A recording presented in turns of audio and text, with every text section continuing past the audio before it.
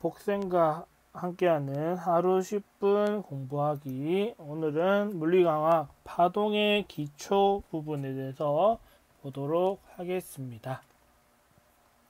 자, 오늘 배울 거는 파동의 기초 부분에서 간단한 용어 설명을 할 거고요. 그리고 역학적 그리고 전자기적 파동의 종류에 관해서 볼 거고, 그리고 횡파와 종파를 어떻게 구분할 수 있는지, 그 종류들은 어떤 것들이 있는지, 그리고 종파의 종류 중 하나인 소리, 음파라고 하죠.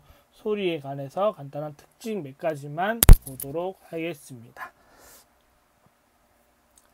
자, 우선 용어를 좀 보면 우선 매질이라고 나올 겁니다. 우리가 파동을 공부하다 보면 매질이라는 얘기를 많이 듣게 되는데, 힘이나 파동, 우리가 파동을 에너지라고 하면 에너지를 전달하는 물질이 될 수도 있고 공간이 될 수도 있습니다.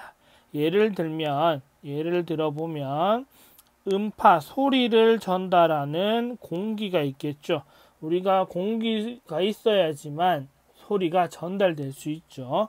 그리고 수면파를 전달하는 물 있죠. 파도도 수면파잖아요.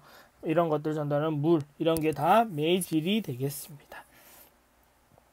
자, 그다음에 파원인데요. 파동이 발생되는 곳 또는 처음 만들어지는 곳, 시작점이라고 하죠. 우리가 지진의 시작점을 진원지라고 하는 것처럼 파동의 시작점은 파원이라고 합니다. 파원. 그리고 파면은 파동이 진행할 때 같은 위상을 가지는 점들을 이어서 만든 선 또는 면을 말하는 건데, 아래 그림을 보시면 이렇게 점광원이 있는 얘가 지금 파원이 되겠죠. 파원이 되겠고, 이런 파원들이 모여 얘들을 쭉 이으면 새로운 파면이 되겠습니다. 자, 이렇게 봐두시고, 다음에 파장이라는 건데요. 파동이 한 번 진동할 때 이동한 거리를 나타냅니다. 그래서 마루와 마루 사이, 골과 골 사이, 위상이 같은 두 인접한 거리니까 마루와 마루라면 가장 높은 곳이죠. 산마루 생각하시면 되겠고, 골짜기 푹 파인 곳, 가장 낮은 골과 골 사이도 우리가 한파장 길이라고 합니다.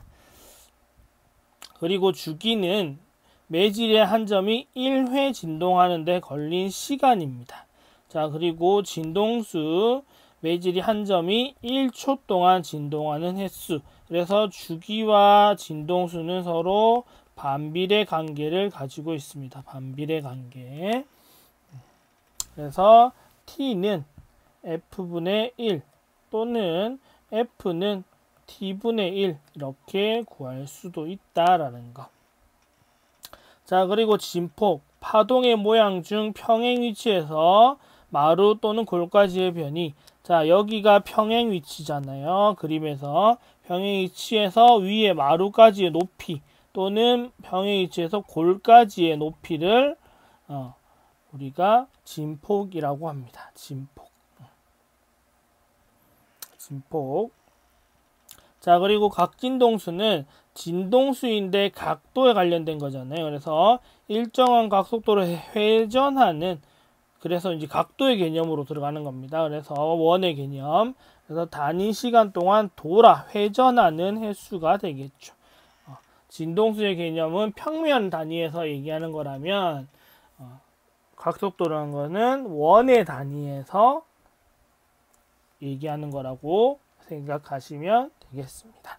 그래서 나중에 각진동수를 구하는 공식 보면 2파이 한 바퀴를 우리가 2파이라고 하면 우리가 360도라고 얘기하거든요. 그러니까 360도를 도는데 곱하기 진동, 얼마만큼 진동을 하냐는 겁니다. 그러니까 이런 식으로 해서 각진동수를 구할 수 있다라는 거. 자, 간단한 용어는 여기까지 보면 되고, 자, 이번에 파동의 종류에는 기본적으로 역학적 파동과 전자기적 파동이 나오는데, 자, 먼저 파동이라는 것은 매질이라는 아까 물, 공기 같은 매질을 통해서 에너지가 전달되는 겁니다. 에너지가 전달되는 거예요. 이번에 뭐 범죄의 도시 영화를 보셨다면 책상에 기를 대게 한 상태에서 책상을 치면 그 진동이 귀로 전달되는 거, 소리가 전달되는 거, 책상이라는 매질을 통해서 에너지가 전달되는 거, 그런 느낌일 겁니다. 자, 그리고 매질은 진동만 할 뿐 에너지와 운동량이 전달되는 거죠. 매질은 제자리에서 진동만 하고 시간만 흘러가는 거예요. 그 상태에서 에너지랑 또는 운동만 전달되는 겁니다. 자, 진동은 물체가 하나의 점, 하나의 위치에서 중심으로 주기적으로 반복하는 거. 그냥 간단한 거 진동이라고 하면 시계추 생각하시면 되겠죠. 여기 있던 시계추가 이렇게 갔다가 다시 왔다가 이렇게 갔다가 다시 오는, 이렇게 시계추 운동하죠.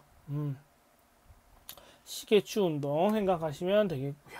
자, 이런 건데 그러면 이 종류에는 역학적 파동, 전자기적 파동이 있는데 이것의 가장 큰 차이는 여기 있는 두 글자 매질이 있느냐 없느냐의 차이입니다. 자, 역학적 파동이라는 것은 매질이 존재해야지만 파동 에너지를, 즉 에너지를 전달할 수 있는 애들을 역학적 파동이라고 하죠. 대표적인 게 소리죠. 그래서 우주에 나가거나 공기가 없는 진공 속에 가면 소리가 들리지 않는다라고 하는 거죠.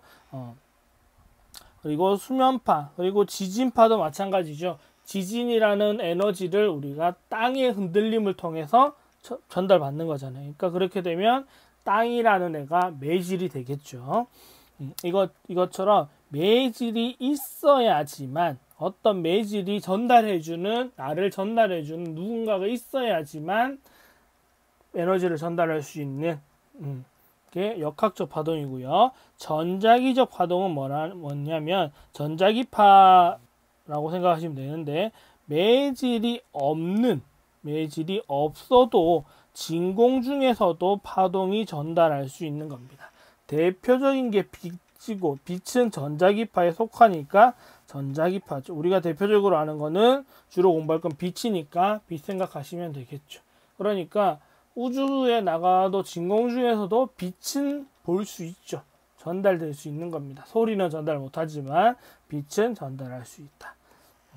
두 개 꼭 비교해 드렸는데 차이가 뭐다? 매질이 있어야 된다, 없어도 된다 생각하시면 되겠습니다. 자, 이번에는, 자, 그러면 그 중에서 이제 횡파와 종파에 관해서 볼 건데, 매질의 진동 방향과 파동의 진행 방향이 어떤 관계를 이루냐를 가지고 분류해 보게 되면, 첫 번째 횡파가 나오고요.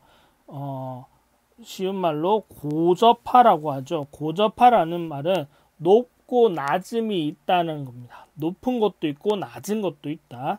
그래서 매질의 진동 방향과 파동의 진행 방향이 수직 관계인 거. 자, 오른쪽 그림을 보면 얘가 횡파잖아요. 횡파인데 지금 얘는 용수철은 밑으로 또는 위로 진동을 합니다. 진동 방향은 위아래인데 이 에너지는 앞으로 가면서 전달하고 있죠. 진행 방향은 오른쪽입니다. 즉 진동 방향은 위아래인데 진행 방향은 수평이다. 그러면 얘는 수직관계죠. 이런 것들 말하는데, 대표적인 게 전자기파 또는 빛, 그 다음에 우리가 줄의 운동, 줄넘기 할 때는 이렇게 줄로 위아래로 흔들면 줄의 운동, 그 다음에 지진파의 S파, 땅 흔들리는 거 생각하시면 위아래로 막 흔들리잖아요. 지진파의 그래프 보다 보면 이렇게 움직이는 것들이 있죠. 이렇게 이게 횡파고요. 그와 반대의 개념인 종파가 있죠. 종파는 밀소파라고 합니다.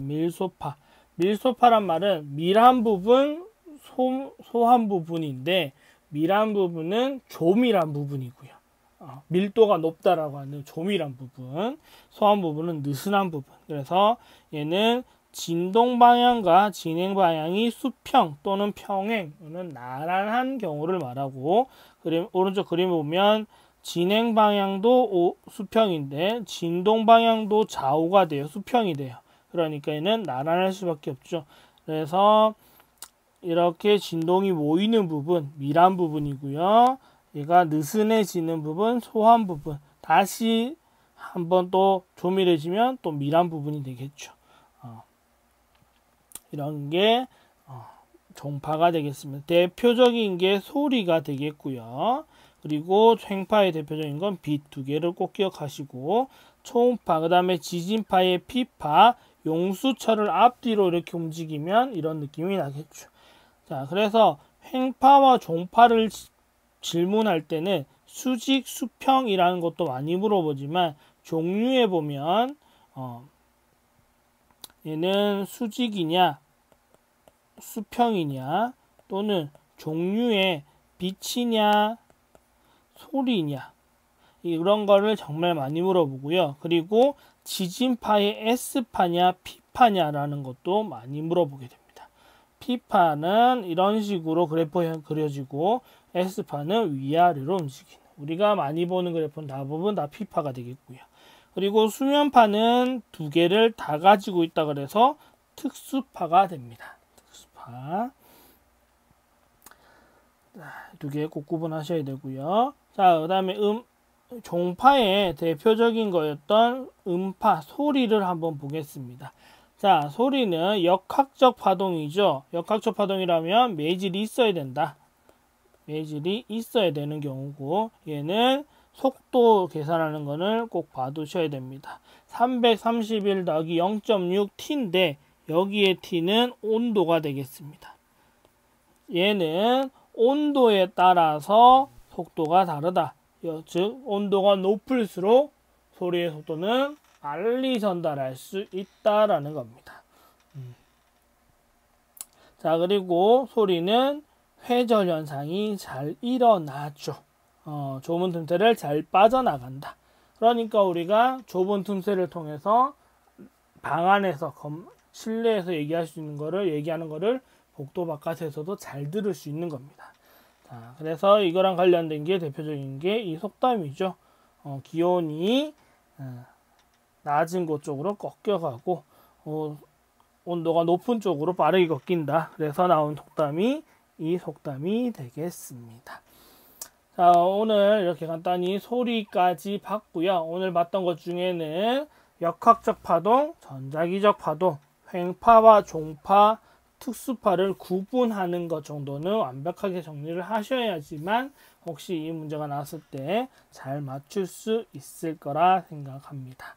자, 오늘의 10분 공부는 여기까지 하고, 자, 여러분 학교 가는데 도움이 됐으면 좋겠습니다. 감사합니다.